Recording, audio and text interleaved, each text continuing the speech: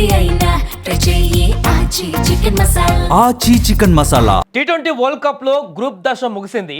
ఇప్పుడు సూపర్ 8 కొనసాగుతుంది. ఇక గ్రూప్ దశలో కాస్త సవాళ్ళు ఎదురైనటువంటి అంతిమంగా టీమిండియాదే పైచేయిగా కనిపించింది.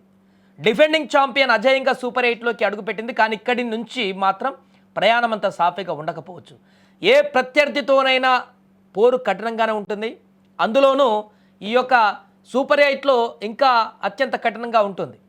సో తొలి దశలో ఈజీగా ఘటన అయితే వచ్చింది. కానీ ఇప్పుడు సూపర్ 8లో మొదటి మ్యాచ్లోనే గత టీ20 ప్రపంచ కప్ ఫైనల్లో తలపడ్డటువంటి దక్షిణాఫ్రికాతో తలపడబోతుంది.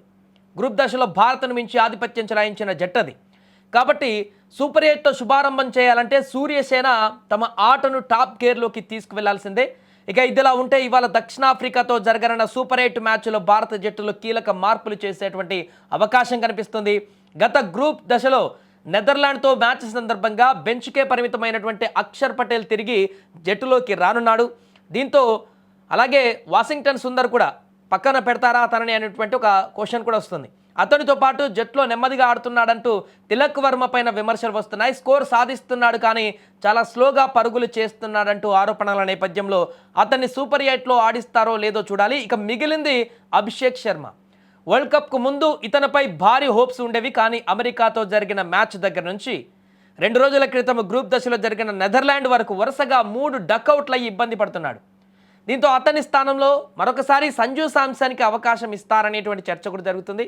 అదే కనుక జరిగితే భారత్ టీంలో 2 ప్రధాన మార్పులు కనిపించేటువంటి అవకాశం కనిపిస్తుంది. అయితే ఇక్కడ సూపర్ 8లో కొత్త ప్రయోగాలు చేయడానికైతే ఎక్కువగా స్కోప్ ఉండకపోవచ్చు.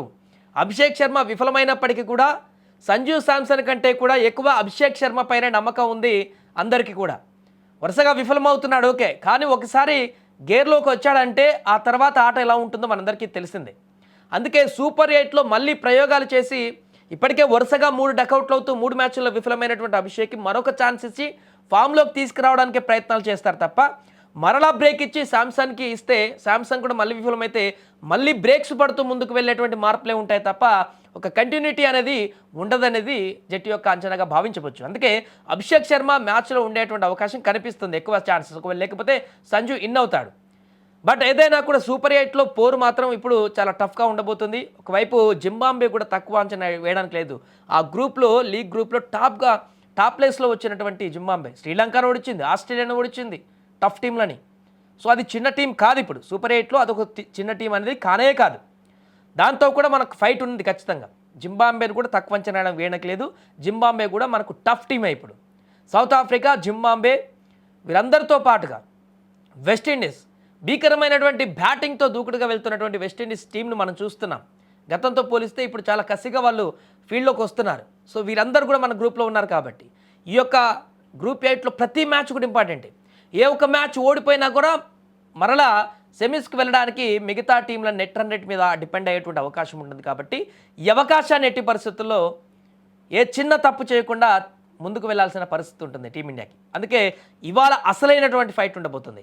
సౌత్ ఆఫ్రికా జరగబోయేటువంటి టీ20 సూపర్ 8 మ్యాచ్లో భారత బ్యాటర్ల ప్రదర్శన ఏ రకంగా ఉంటుంది, బౌలింగ్ దళం ఏ రకంగా ఉంటుంది, సౌత్ ఆఫ్రికా బ్యాట్స్మెన్ని ఎలా కట్టడి చేయగలుగుతారు, వారి బౌలింగ్ని ఎలా అడ్డుకుంటారనేది హాట్ టాపిక్గా మారింది.